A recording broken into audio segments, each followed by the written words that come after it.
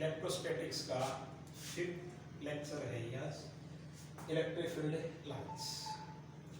तो electric field lines क्या होती है? देखो, इट इज पाथ स्ट्रेट और कर्व। इलेक्ट्रिक फील्ड लाइंस एक पाथ है, स्ट्रेट भी हो सकती है और इस तरह मैंने बनाया कर्व्ड भी हो सकती है, eight which tangent at any point. Tangent का मीनिंग समझते हैं? टेंजेंट का मीनिंग होता है स्पर्शरेखा। किसी भी पॉइंट का टेंजेंट ड्रा करना है तो यहाँ से एक स्ट्रेट लाइन खींचते हैं।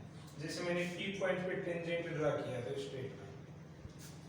Tangent at any point give the direction of electric field intensity eight that point. यानी ऐसा पाथ है, ये स्ट्रेट हो सकता है या ऐसे मुड़ा हुआ कर्व हो सकता है कि आप टेंजेंट ड्रा करें, किसी भी पॉइंट पर आप क्या ड्रा करें? टेंजेंट।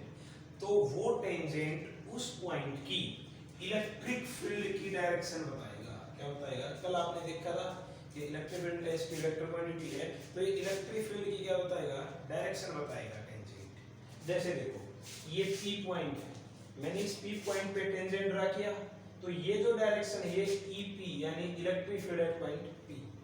ये Q पॉइंट है, या टेंजेंट ड्रा किया, this is EQ, electric field intensity at point Q। आप बाकी पॉइंट पे कहीं भी करो, यहाँ पे टेंजेंट ड्रा कर रहा हूँ मैं, तो इस पॉइंट पे इलेक्ट्रिक फील्ड की डायरेक्शन। एक डेफिनेशन तो आप ये लिख सकते हो, दूसरी डेफिनेशन आप इस तरह से भी कह सकते हो कि electric field lines are path of test charge, यानी at which a test charge move. कल आपने टेस्ट चार्ज के बारे में पढ़ा था, टेस्ट चार्ज क्या होता है जी? जिसमें एक यूनिट पॉजिटिव चार्ज होता है। तो दूसरी डेफिनेशन क्या बताइए कि इलेक्ट्रिक फील्ड लाइंस पाथ है किसका? एक टेस्ट चार्ज का, यानी जिधर टेस्ट चार्ज चल रहा है, मूव कर रहा है, वो पाथ ही क्या? Electric field lines. जैसे रेलवे लाइंस होती है ना, रेलवे लाइंस क्या होती है? जिनके ऊपर रेल मूव करती है। तो इलेक्ट्रिक फील्ड लाइंस क्या होती हैं? जिनके ऊपर टेस्ट चार्ज मूव करता है, उनको बोलते हैं इलेक्ट्रिक फील्ड लाइंस। आप देखो, जैसे कि ये पॉजिटिव चार्ज है मेरा, ठीक है, अगर इसकी इलेक्ट्रिक फील्ड लाइंस आप ड्रा करना चाहो तो देखो, मैं यहाँ टेस्ट चार्ज रखूंगा, बताओ किधर जाएगा? ये पॉजिटिव बता चुके हैं कि टेस्ट चार्ज में क्या होता है? पॉजिटिव पॉजिटिव रिपेयर करेंगे, किधर जाएगा? इधर चला जाएगा। यहाँ रखूंगा तो भी इधर। आपके बात समझ में आई नहीं कि पॉजिटिव जो चार्ज होगा उससे इलेक्ट्रिक फील्ड लाइंस क्या होंगी? रेडिली आउटवर्ड, बाहर की तरफ। आप किधर भी रखो टेस्ट चार्ज, ये तो पॉजिटिव है ना, रिपेल ही करेगा। अच्छा चलो, अगर नेगेटिव हो तो क्या हो? देखो, अगर मान लिया नेगेटिव चार्ज है, अब बताओ, टेस्ट चार्ज रख के देखेंगे, जो पाथ उसका होगा इलेक्ट्रिक फील्ड लाइंस होगी। मान लिया मैं यहाँ रख दूं, अब टेस्ट चार्ज तो पॉजिटिव होता है और ये क्या है? नेगेटिव। क्या कर लेगा? इसको अपनी तरफ अट्रैक्ट, और किधर आएगा? ये इधर है। तो इलेक्ट्रिक फील्ड लाइंस की डायरेक्शन यहाँ रखोगे तो भी इधर रखोगे तो भी खींच लेगा। आपके बात समझ में आई कि नहीं? Electric field lines positive charge से निकलती हैं। कहाँ से निकलती हैं? पॉजिटिव चार्ज से। और कहाँ तक जाती हैं? इन्फिनिटी। या दूसरी तरह से आप ये इलेक्ट्रिक फील्ड लाइंस कहाँ से आती हैं? इन्फिनिटी से, और end at a negative charge. समझ में आ गया? तो electric field lines positive charge से और नेगेटिव चार्ज से। यहाँ पर ये चीज भी होगी, इलेक्ट्रिक फील्ड लाइंस कंटिन्यूअस हैं। देखो, आपको पता है कि फील्ड इन्फिनिटी तक है, कल हमने बात करी थी। तो ये पॉजिटिव चार्ज आप इन्फिनिटी तक जहाँ भी टेस्ट चार्ज रखोगे, रिपल्शन की फोर्स लगाएगा, तो इलेक्ट्रिक फील्ड लाइंस कहाँ तक जाएंगी? इन्फिनिटी तक। तो कंटिन्यूअस करोगी हैं, ठीक है। पॉजिटिव चार्ज से बाहर निकलती हैं और नेगेटिव चार्ज पे एंड होता है, ठीक है। अगर दोनों चार्ज इकट्ठे हैं आपके पास, पॉजिटिव और नेगेटिव, तो क्या होगा? देखो,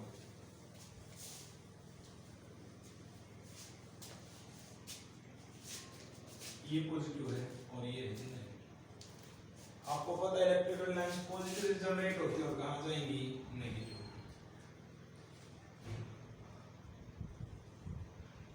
इस तरह से, और ये आपको दिखाई नहीं देंगी, और यहाँ नेगेटिव आ जाएगी, ठीक है। अगर आपके लाइक चार्ज है दोनों, यानी दोनों प्लस है, क्या वो इनका तो मान लिया, देखो ये रहा Q1 और ये रहा Q2। अब आप एक बात बताओ, इलेक्ट्रिक फील्ड लाइंस इससे भी निकलेंगे, रेडियली आउटवर्ड होता है पॉजिटिव चार्ज से, हमें पता है, और इसी तरह इससे भी निकलेंगे। अब ये देखो इस रीजन में इसकी भी इलेक्ट्रिक फील्ड लाइंस आ रही हैं, इसकी भी आ रही है, भाई दोनों पॉजिटिव चार्ज हैं तो रेडियली आउटवर्ड है सभी डायरेक्शन में। अब इसकी भी आ रही है और इधर इसकी भी आ रही है, तो इस रीजन में क्या हो जाएगा, इलेक्ट्रिक फील्ड लाइंस ऐसे डाइवर्ट हो जाएंगी और इसी की वजह से ये एक दूसरे पे कैसी फोर्स लगाते हैं, रिपल्सन की। आपने कूलॉम्स लॉ में पढ़ा था, कूलॉम्स लॉ में पढ़ा था कि दो चार्ज क्या करते हैं, रिपेल। ये जो फोर्स लगती है के अंदर इंटरेक्शन की, तो इलेक्ट्रिक फील्ड लाइंस यहां से डाइवर्ट हो जाती है और बीच में आपको क्या मिल जाता है, न्यूट्रल पॉइंट। अगर ये दोनों चार्ज इक्वल हैं, Q1 Q2 Q, तो ये न्यूट्रल पॉइंट कहां मिलेगा, बिल्कुल आपको बीच में। इस पॉइंट पे इलेक्ट्रिक फील्ड क्या होगी, जीरो होनी भी है। आप एक बात बताओ, दोनों चार्ज बराबर हैं, अगर आप टेस्ट चार्ज रखोगे, डिस्टेंस भी बराबर है, तो फोर्स भी बराबर लगनी है। ये इसको इधर रिपेल करेगा, इसको इधर रिपेल करेगा, नेट फोर्स कितनी लगेगी, जीरो लगेगी, और यहाँ पे इलेक्ट्रिक फील्ड क्या हो जाएगी, जीरो हो जाएगी। तो इसी वजह से जो लाइक चार्ज है ना जी, क्या है, लाइक चार्ज, ये प्रेशर लगाते हैं एक दूसरे पे, क्या लगाते हैं, exert lateral pressure, exert lateral pressure.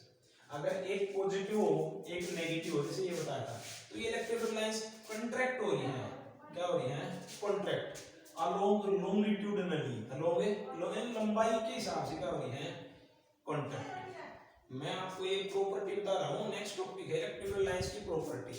तो मैंने इस इलेक्ट्रिक फील्ड लाइंस में ही प्रॉपर्टी लगभग सारी आपको बता दी है, एक बार मैं दोबारा से बता दूंगा। देखो आपके अनलाइक चार्ज है, पॉजिटिव है नेगेटिव, तो इनकी वजह से इलेक्ट्रिक फील्ड लाइंस कॉन्ट्रैक्ट कर रही हैं अलोंग लॉन्गिट्यूडिनली, लंबाई के हिसाब से क्या करें, कॉन्ट्रैक्ट सिकुड़ रही है। और यहाँ पर लाइक चार्जेस की वजह से क्या लगा रही है, लेटरल प्रेशर डाल रही है एक दूसरे के ऊपर, ठीक है।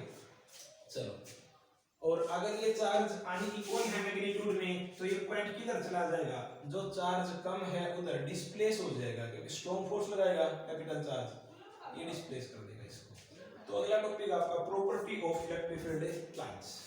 तो property of electric field lines में 5-7 प्रॉपर्टी हैं।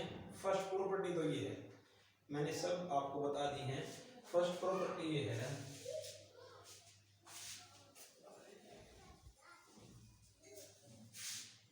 Electric field lines are continuous curve. मैंने बता दिया आपको इलेक्ट्रिक फील्ड लाइंस क्या है, कंटिन्यूअस कर्व है, start from positive charge end at a negative charge. Positive charge start होंगे और इन्फिनिटी तक जाएंगे, या इन्फिनिटी से आएंगे और नेगेटिव चार्ज पे एंड हो जाएगा। तो पहली प्रॉपर्टी तो कंटिन्यूअस कर्व। दूसरी प्रॉपर्टी इसकी डेफिनेशन ही है जो आपने पढ़ी है कि electric field lines are path straight और curved tangent at any point gives the direction of electric field at that point. ये आपने डेफिनेशन पढ़ ली, मैंने अभी ये साफ की है। दो प्रॉपर्टी। तीसरी property, never intersect. Two electric field lines कभी भी एक दूसरे को इंटरसेक्ट करेंगे, काटेंगे नहीं, क्रॉस नहीं करेंगे दो इलेक्ट्रिक फील्ड लाइंस कभी भी। क्यों नहीं करेंगी, क्योंकि देखो मान लिया कि यहाँ का क्रॉस कर रही है पॉइंट पे, बाय चांस क्रॉस कर दिया, तो आप ये बताओ इस पॉइंट पे मैं टेंजेंट ड्रा करने की कहूँ, ये हो गया, इस पे टेंजेंट है, ये हो गया, ये तो एक ही पॉइंट पर दो टेंजेंट हो गए। और टेंजेंट तो क्या बताता है, इलेक्ट्रिक फील्ड की डायरेक्शन बताता है, इलेक्ट्रिक फील्ड डेंसिटी की।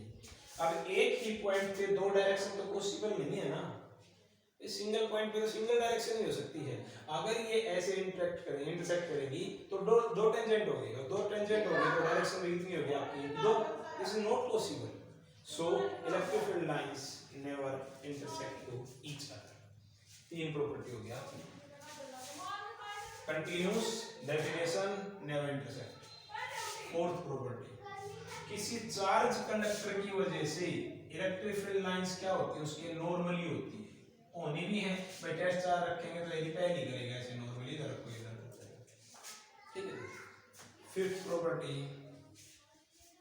ये, electric field lines contract longitudinally due to unlike charge, एक प्लस एक माइनस। अगली property, electric field lines exert lateral pressure due to the light charge. जब दोनों क्या होंगे प्लस होंगे तो क्या लगाएंगे जी प्रेशर लगाएंगे। तो ये इसकी प्रॉपर्टी थी, ये आप याद रखोगे। देखो इलेक्ट्रिक फील्ड लाइंस आपने डेफिनेशन देखी, उसकी प्रॉपर्टी देख ली, इलेक्ट्रिक फील्ड लाइंस का टॉपिक ये कंप्लीट हो गया है। और देखो ऐसा ही मैग्नेटिक फील्ड लाइंस आएंगे आपकी थर्ड यूनिट में। सेकंड तो करंट इलेक्ट्रिसिटी है, थर्ड यूनिट आएगी magnetic field lines, same definition same property. तो आपका वो टॉपिक भी यहाँ पर हो गया है। नेक्स्ट टॉपिक करते हैं जी इलेक्ट्रिक डाइपोल। क्या टॉपिक है इलेक्ट्रिक डाइपोल।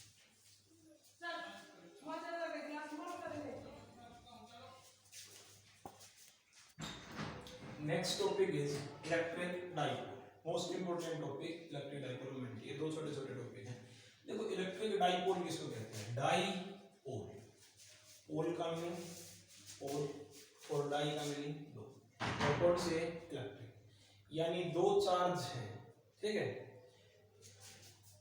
एक माइनस क्यू है और एक प्लस क्यू है,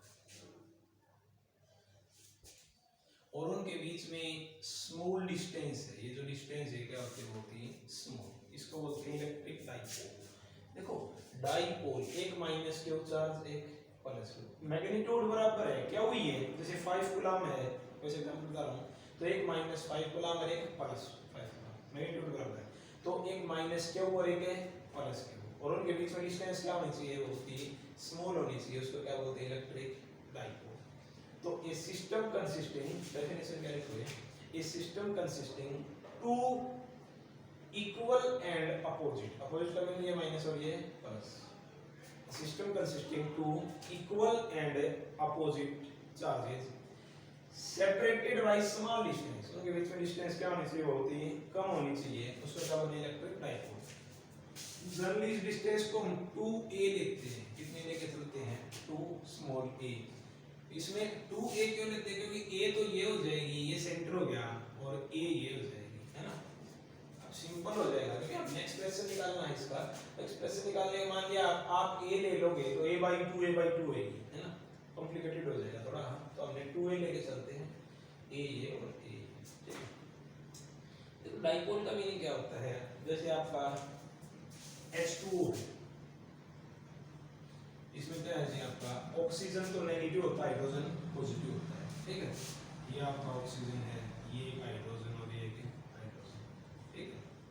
तो ये ऑक्सीजन आपका नेगेटिव और ये पॉजिटिव, नेगेटिव का सेंटर और पॉजिटिव का सेंटर अलग अलग होता है, सेंटर ऑफ मास नेगेटिव का ये हो गया और पॉजिटिव का ये इनके बीच में हो जाएगा, ठीक है। अब ये डाइपोल दो तरह के होते हैं, पोलर और नॉन पोलर। ये हम आपको इसी यूनिट के फोर्स जो कैपेसिटी वाला चैप्टर है उसमें क्लियर करवाएंगे, physical significance of electric dipole movement, इस तरह से टॉपिक है, वो वहाँ क्लियर हो जाएगा। यहाँ के लिए आप इतना ही देखो कि जो है ना, एक ऐसा सिस्टम जिसमें दो इक्वल और अपोजिट चार्ज है और उनके बीच में स्मॉल डिस्टेंस होती है, कितनी, 2। Next topic is dipole moment P। Dipole moment P क्या होता है, this is product of charge and distance between them। Dipole moment is product of charge, either charge का मीनिंग कौन सा ही ले लो, दोनों का मैग्नीट्यूड तो क्या हुई है, product of a dipole moment में भी defined as this is product of either charge and distance between them। Unit देखो भाई इसकी फार्मूले से, चार्ज की तो होगी कूलम और 2a डिस्टेंस है मीटर, तो कूलम मीटर, ऐसे डैश लगा के लिखेंगे, अगर सीधा आपने ऐसे लिख दिया तो सेंटीमीटर दिखेगा, तो कूलम मीटर, ये आपके डाइपोल मोमेंट की क्या है जी यूनिट।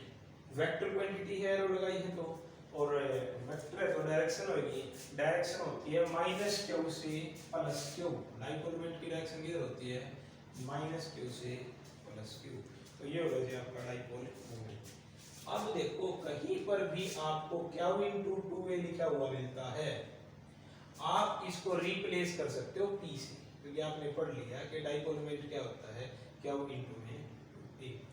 एक पीछे आपने पढ़ा था कि इलेक्ट्रिक फील्ड इंटेंसिटी का फार्मूला, आप भूल तो नहीं गए, मान लिया मेरे पास ये चार्ज है जी कैपिटल Q, और मैं इस पॉइंट पे इलेक्ट्रिक फील्ड इंटेंसिटी पूछना चाह रहा हूँ आपसे पी पॉइंट पे कि बताओ भाई इलेक्ट्रिक फील्ड इंटेंसिटी कितनी होगी, डायरेक्शन क्या होगी। मान लिया कि इसकी डायरेक्ट डिस्टेंस है x, कितनी है x, तो इलेक्ट्रिक फील्ड इंटेंसिटी बताओ क्या हो जाएगी 1/4 पाई एप्सिलॉन नॉट। ऊपर तो क्या आएगा, ऊपर तो आएगा जिस चार्ज से है, क्या वो चार्ज से मैग्नीट्यूड क्या हुए तो क्या आ जाएगा क्या हुआ, और बटे में क्या आता है बताओ डिस्टेंस का स्क्वायर है। डिस्टेंस किसकी, जिस पॉइंट पे पूछ रहे हैं कहां से, चार्ज से, तो ये डिस्टेंस कितनी x, तो x का स्क्वायर। डायरेक्शन के लिए क्या होता है टेस्ट चार्ज रखेंगे, यहाँ टेस्ट चार्ज रख दूं मैं क्या हूँ, ये प्लस है नहीं, ये प्लस ही होता है, रिपेल कर देगा और इधर होता है, ये डायरेक्शन होगी। इंपॉर्टेंट टॉपिक है electric field intensity on axial line of electric type. जो आप इलेक्ट्रिक फील्ड इंटेंसिटी निकालते थे 1/4 pi epsilon not charge by distance का स्क्वायर, वो आपने जो अभी डाइपोल पढ़ा है ना उसकी एक्सियल लाइन पे निकालनी है। तो पहले तो आप डाइपोल अज्यूम करो, क्या कहोगे, let us consider a dipole in which minus q charge is placed at point A and plus q is placed at point B. O is a center of a dipole and 2a is total length of dipole, जिसमें से a ये है और a ये तो होगा अपना dipole. अब ये कह रहा है कि इसकी एक्सियल लाइन पे बताओ, इसकी एक्सिस ये है तो इसकी एक्सियल लाइन हो गई ये, इस एक्सियल लाइन पे आपने कहीं ना कहीं क्या बतानी है इलेक्ट्रिक फील्ड इंटेंसिटी। तो इस एक्सियल लाइन पे ये पी पॉइंट मान लें और सेंटर से इस पी पॉइंट की जो डिस्टेंस है वो मान ली हमने r, सेंटर से। अगली लाइन क्या लिखोगे, let us consider a point p on axial line of a dipole at a distance r from center, at a distance r from center we have to calculate electric field intensity। हमने करना क्या होता है, जो examiner ने topic ने पूछा है वो करना होता है। अब इसने ये कहा था कि डाइपोल की एक्सियल लाइन पे इलेक्ट्रिक फील्ड इंटेंसिटी निकाल दो, तो हमने डाइपोल कंसीडर कर लिया, एक्सियल लाइन पे पॉइंट कंसीडर कर लिया, इसकी इलेक्ट्रिक फील्ड इंटेंसिटी निकाल ली। क्लियर। अब डाइपोल की वजह से तो नहीं निकालनी आती, लेकिन ये तो पता है कि डाइपोल में दो चार्ज होते हैं, ये होता है और ये होता है। अब सिंगल चार्ज है तो आपको निकालनी आती है, तो सिंगल से एक बार इससे निकाल दें, एक बार इससे निकाल दें, बाद में देखें क्या होता है। तो पहले हम इससे निकालें, तो क्या लिखेंगे, let E1 is magnitude of electric field intensity at point P, कहां पर P पॉइंट पे, किसके कारण है, due to minus q charge at point E। भाई P पे इलेक्ट्रिक फील्ड इंटेंसिटी निकालनी थी, एक अब डाइपोल की वजह से पूछी है, हमें पता है कि डाइपोल में एक माइनस क्यू चार्ज होता है एक प्लस क्यू, तो हम एक बार इससे निकाल दें, एक बार इससे निकाल दें। तो पहले इसका नंबर लगाया हमने, तो E1 बताओ कितना होगा, E1 की वैल्यू सभी को पता होनी चाहिए, सब कुछ भूल जाओ, बस ये पता रखो कि ये तो चार्ज है और इस पॉइंट पे क्या निकालना है, इलेक्ट्रिक फील्ड इंटेंसिटी। तो इलेक्ट्रिक फील्ड इंटेंसिटी का फार्मूला क्या होता है, 1/4 पाई एप्सिलॉन नॉट, चार्ज ऊपर तो चार्ज कितना है Q और डिवाइड बाय डिस्टेंस का स्क्वायर, डिस्टेंस बताओ कितनी है, A ये रहा और P पे निकालनी है, तो डिवाइड बाय AP का स्क्वायर। ठीक हो गया, पीछे करा हुआ है। अच्छा, डायरेक्शन और पूछो में E1 की, बड़ा सिंपल रूल है, जी टेस्ट चार्ज रखेंगे, रख दिया, ये कैसा चार्ज है माइनस, और टेस्ट चार्ज कैसा होता है प्लस, क्या करेगा इसको अट्रैक्ट करेगा और इधर आ जाएगी डायरेक्शन। देखो ये इधर खींच देगा इसको, तो डायरेक्शन क्या होगी, अलोंग PE, P से A, तो ये इसकी डायरेक्शन हो गया आपकी E1 की, दिस इज E1। इसको ऐसे लिख दें 1/4 पाई एप्सिलॉन नॉट Q। देखो जी AP की वैल्यू कितनी होगी, R तो ये है यहाँ सेंटर तक और A ये होगी, तो ये पूरी डिस्टेंस होगी R तो यहाँ तक की और A ये, दिस इज R प्लस में A का होल स्क्वायर। और डायरेक्शन अलोंग ए ई ए, ई से ए मैंने यहाँ शो भी कर दी है कि ये E1 की डायरेक्शन है। बड़ा सिंपल है, कोई भी नया काम नहीं किया हमने। अब नेक्स्ट स्टेप क्या होना चाहिए आपको पता है जी, इस चार्ज से निकाल दिया आपने, इससे और निकाल दो, निकालो सर। क्या लिखनी पड़ेगी लाइन ऐसी, E2 is the magnitude of electric field intensity at point P due to plus Q charge at point A। तो क्या हो जाएगा E2 बताओ, ये तो बड़ा सिंपल है, 1/4 पाई एप्सिलॉन नॉट, चार्ज कितना है क्या हुई है डिवाइड बाय डिस्टेंस। भाई अब इस चार्ज से निकाल रहे हैं P पॉइंट पे, तो डिस्टेंस कितनी हो जाएगी Bp हो जाएगी अपनी, B से P ये इतनी डिस्टेंस Bp, तो डिवाइड बाय Bp का स्क्वायर, और Bp की वैल्यू क्या रखेंगे 4 पाई एप्सिलॉन नॉट क्या divide by r minus a का होल स्क्वायर। ठीक है, तो देखो Bp आपने ये लेनी है, ये लेनी है ना, तो यहाँ तक तो आपकी r है, और उसमें से मैं ये a माइनस कर दूं तो यही बच जाएगी। ठीक है, अब इसकी डायरेक्शन की बात करते हैं। डायरेक्शन यहाँ पे चार रखा है, ये प्लस है जी, और ये भी प्लस होता है, पॉजिटिव पॉजिटिव रिपेल करेंगे तो इधर जाएगा, ये किसकी डायरेक्शन होगी E2। आपके बात समझ में आई कि नहीं, तो क्या लिखते हैं अलोंग BP, B से P, अलोंग B। अब कई बच्चों को ये डाउट हो सकता है सर कि यहाँ माइनस क्यू चार्ज था, आपने यहाँ माइनस नहीं लगाया, और ये प्लस था तो यहाँ तो प्लस तो करने की जरूरत नहीं, आपने माइनस नहीं लगाया। भाई हमने मैग्नीट्यूड लेना होता है, माइनस प्लस मैटर नहीं करता। क्यों नहीं करता, क्योंकि माइनस प्लस का जो इफेक्ट है वो डायरेक्शन में हो जाता है ना भाई, माइनस प्लस की वजह से तो डायरेक्शन हुई है। देखो E1 की तो इधर होगी और E2 की होगी इधर, तो माइनस प्लस की वजह से ही तो हुई है भाई, माइनस का तो इंटरेस्ट अपनी तरफ अट्रैक्ट करके इधर होगी E1 की, और E2 की दोनों की डायरेक्शन क्या है अपोजिट।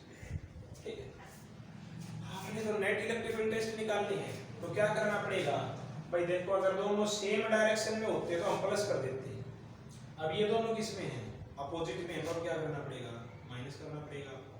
ठीक है, क्योंकि सेम डायरेक्शन वाली चीजें तो हम ऐड कर ही देते हैं। मान लिया हमने किसी का ये निकालना है कि कुल कितने पैसे किसी आदमी के पास, अब उसके पास एक बैंक में 50,000 है, दूसरे बैंक में 20,000 है, तो दोनों सेम डायरेक्शन होगी ना, दोनों पॉजिटिव, तो नेट क्या है हम प्लस कर देंगे, 50,000 प्लस 20,000 कितना हो गया 70,000। लेकिन एक में 50,000 है और एक बैंक से उसने लोन ले रखा है 20,000 रुपए का, अब नेट निकाले तो अपने आप ही माइनस करना पड़ेगा, क्योंकि डायरेक्शन अपोजिट है, एक प्लस है और एक माइनस, अपोजिट है ना, तो अपोजिट है तो माइनस, ये अपोजिट होगी तो हमने क्या करना पड़ेगा माइनस।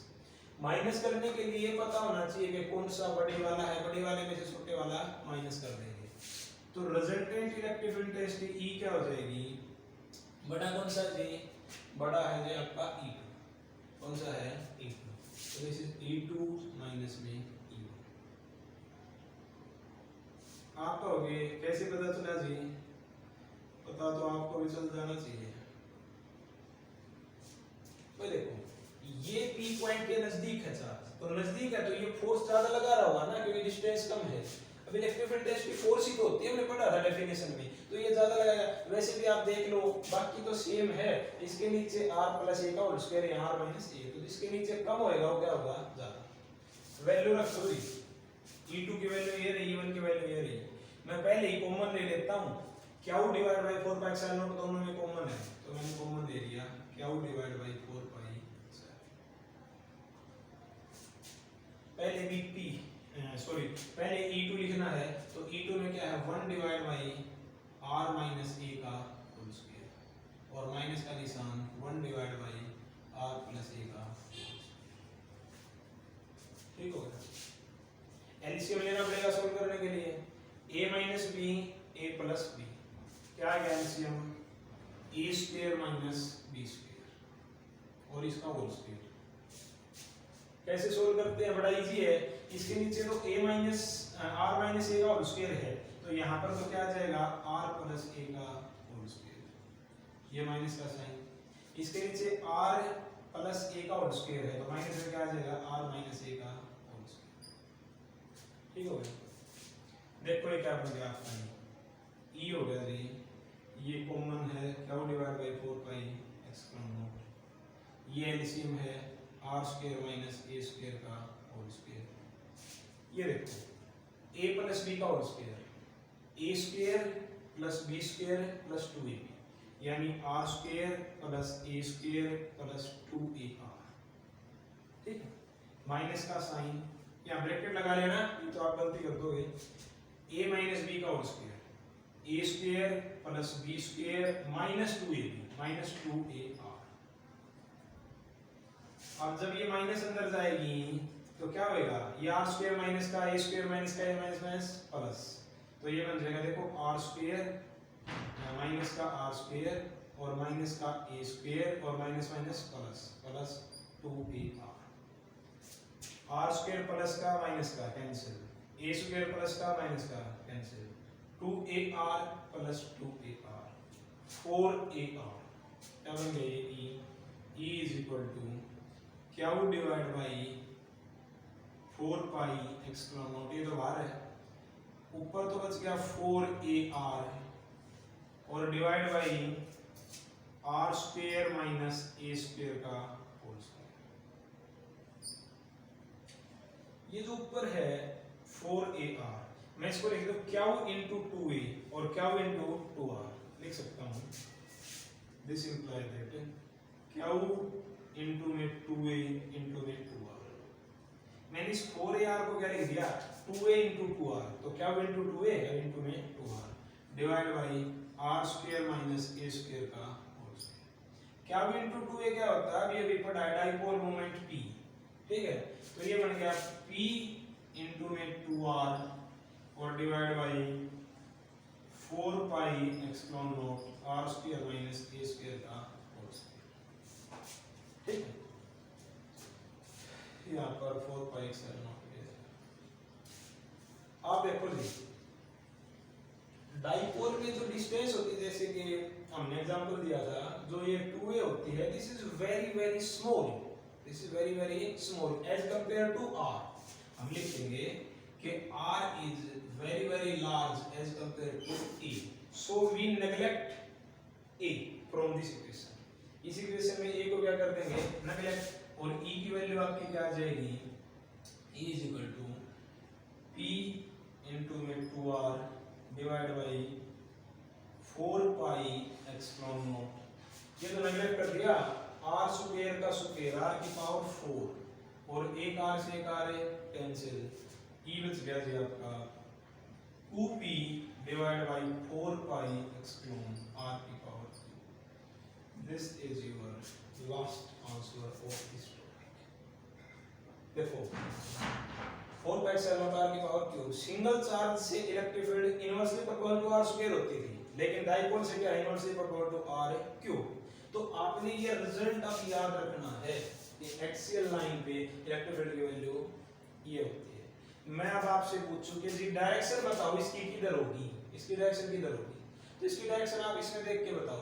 देखो जी E2 इधर था, E1 इधर था, ज्यादा कौन सा था E2, तो हमने E2 में से E1 तो माइनस ही कर दिया, तो ये किसकी वैल्यू बची हुई E2 की, और E2 की डायरेक्शन इधर है, तो ये जो बची हुई है electric field net electric field इसकी डायरेक्शन किधर है इधर, और इधर किसकी डायरेक्शन होती है P की, डाइपोल मोमेंट P की बताया था ना कि माइनस क्या उसे प्लस क्या होती है डाइपोल मोमेंट की डायरेक्शन। तो आप क्या कहोगे कि एक्सियल लाइन पे जो इलेक्ट्रिक फील्ड डेंसिटी होती है वो किधर होती है अलोंग P, यानी जिधर P है उधर ही, और value 2p divide by 4 pi x not r cube. अब कल जो टॉपिक करना उसके बारे में बता देता हूं मैं 5 मिनट। ठीक है, कल आ जाएगा इसकी एक बार इसको रिपीट कर दो 2 मिनट में। आपने डाइपोल की एक्सियल लाइन पे निकालना था, डाइपोल माना एक्सियल लाइन मान ली कि पॉइंट जहां इलेक्ट्रिक फील्ड डेंसिटी निकालनी। अब हमें डाइपोल के लिए सीधा तो नहीं आता, लेकिन सिंगल चार्ज से तो आता है, तो हमने पहले एक चार्ज से निकाल दी, फिर दूसरे से, पहले इससे निकाल दी यहाँ की वैल्यू, फिर इस दूसरे से निकाल दी यहाँ की। निकालने के बाद देखा कि डायरेक्शन क्या थी अपोजिट, अपोजिट थी तो माइनस करना पड़ेगा, तो माइनस कर दिया हमने। सिंपल कैलकुलेशन के बाद आपका फाइनल ये है। अब कल वाला जो टॉपिक है वो इक्वेटोरियल लाइन पे है, इक्वेटोरियल यानी इस एक्सिस के परपेंडिकुलर, यानी इस लाइन पे आपने निकालना है कहीं ना कहीं इलेक्ट्रिक फील्ड। तो इस पे कल हम निकालेंगे ऐसे ही, पहले एक चार्ज से निकालेंगे, दूसरे चार्ज से निकालेंगे, लेकिन एक टर्म है जो मैं आपको बता दूं कल यूज होती है, reservation of A vector.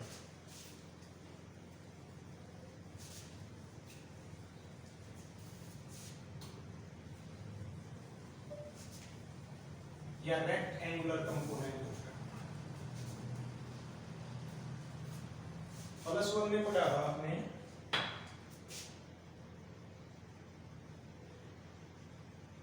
Component of A vector, किसी वेक्टर के रेक्टेंगुलर कंपोनेंट। देखो मान लिया मेरे पास ये आर वेक्टर है, तो रेक्टेंगुलर कंपोनेंट का मीनिंग क्या होता है कि इसके ऐसे दो कंपोनेंट ड्रा कर दे कि जिनका अफेक्ट सेम हो। ये अकेला वेक्टर शो कर रहा है ना आर वेक्टर, दो इसके कंपोनेंट बनाए कि वो भी सेम अफेक्ट प्रोड्यूस करें, उनको क्या बोलेंगे रेक्टेंगुलर कंपोनेंट। रेक्टेंगुलर क्यों बोलते हैं? क्योंकि एक दूसरे के राइट एंगल पे होते हैं। क्या होते हैं? एक दूसरे के राइट एंगल। अब कैसे बनेंगे? एक तो ये हो गया, और इसका देखो इसका राइट एंगल एक्स एक्सिस है, तो इसका राइट एंगल वाई एक्सिस है, एक कंपोनेंट ये होता है। ये रेक्टेंगुलर कंपोनेंट बोलते हैं इनको। ये मान लिया आपका एंगल थीटा है एक्स एक्सिस के साथ, तो ये आर वेक्टर था, तो थीटा की तरफ तो हो जाएगा आर कोस थीटा, और ये हो जाएगा आर साइन थीटा। जो वेक्टर जिसके कंपोनेंट बनाए हैं वो उनके मिडिल में होगा, तभी तो सेम इफेक्ट शो करेगा। आप एक बात बताओ, मान लिया यहाँ कोई पॉइंट है, यहाँ कोई पॉइंट है, और मैं कोई रस्सी बांध के इसको ऐसे खींच रहा हूँ इधर, आपके समझ में आ रहा है? ये पॉइंट है, मैं इसके रस्सी बांध के इसको ऐसे खींच रहा हूँ इधर, इस कॉर्नर पे, इस पे इधर फोर्स लगेगी। क्या कोई और तरीका है कि इस पे इधर ही फोर्स लग जाए इतनी? हाँ, एक तरीका है।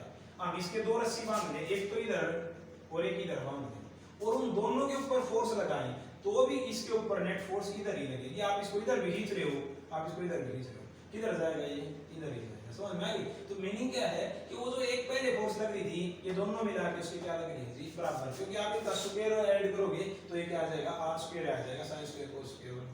अच्छा एक बात और देखो, जरूरी नहीं कि ऐसे ही हो। मान लिया ऐसे है, अब इसको ब्रेक करना है, और मान लिया ये वेक्टर ए है, इसको ब्रेक करना है, कोई बात नहीं, एक वेक्टर तो ये हो गया, और इसका दूसरा क्या है? राइट एंगल पे लेना है, ये हो गया। थीटा इधर होगा तो ये बन जाएगा ए कोस थीटा, और ये बन जाएगा ए साइन थीटा।